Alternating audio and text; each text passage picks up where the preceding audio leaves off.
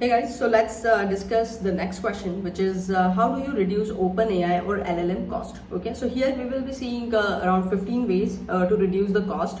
The thing is LLM API are expensive.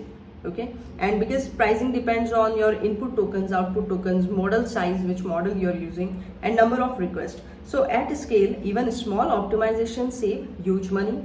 Okay, so main cost drivers, who all the cost drivers, like input tokens, output tokens, and then inference complexity and request volume. Now the first way is what you can do, reduce prompt size. Okay, the prompt you are giving to LLM, just reduce its size. Okay, so most important optimization, large prompt means high cost. Okay, so entire PDF and huge chat history if you're sending, that will be the bad one. So what would be the better one? Send only relevant context. Okay, and then summarize old messages. So for example, instead of 100 pages, just send the top 3 relevant chunks.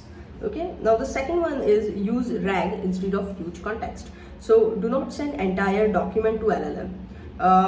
Use embeddings, vector search, or retrieve relevant chunks only. Okay, so RAG flow, what would be the RAG flow? See, user query will go to vector search will retrieve the top chunks, relevant chunks, and then it will go to LLM. So huge token saving would be here.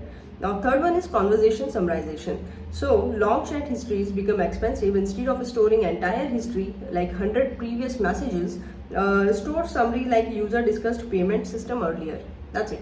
Okay, now use a smaller model. So not every request needs GPT N level intelligence. Here N is the latest one, let's say. Okay, so for example, if the task is normal FAQ, okay, so just go with the small model. If it is a complex reasoning, then go with the larger model.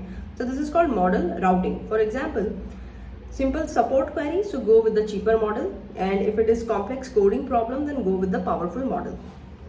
Now cache response. Okay, so this is very important. Many users ask repeated questions like what is Java. If so many people are asking what is Java, just cache this embedding. Instead of calling LLM again, return cached response, no API cost. Now cache embeddings. So embedding generation also cost money. Okay, so what you will cache? Your document embedding and query embedding. So whatever document you are sending, just embedding that, cache the embeddings, and then query also, so you don't need to convert them again. Avoid recomputation. Limit output tokens. Okay, so now long output increase cost. So for example, maximum output token, if you set the limit like 300 tokens, so instead of unlimited generation, okay, then the cost will get saved there. Use a streaming plus early stop. So sometimes user stop reading halfway. Okay, so if a user cancel, then stop token generation immediately. Why waste unnecessary extra tokens? Save inference cost.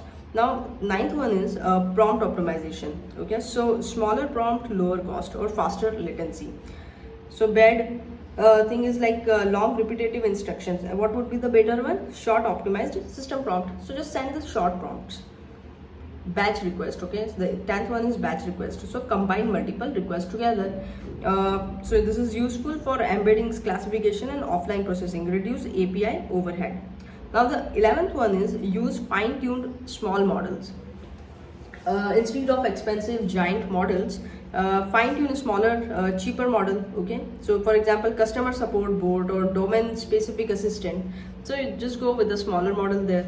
Now the 12th one is hybrid AI architecture. What is hybrid? See, use traditional system first and then only call LLM when it is required. Your normal keyword search. Okay, so keyword search, if it is not enough, then call LLM. So first use the traditional one. Now use open source model. Okay, the 13th one is open source model. So for high scale workloads, like host smaller models yourself.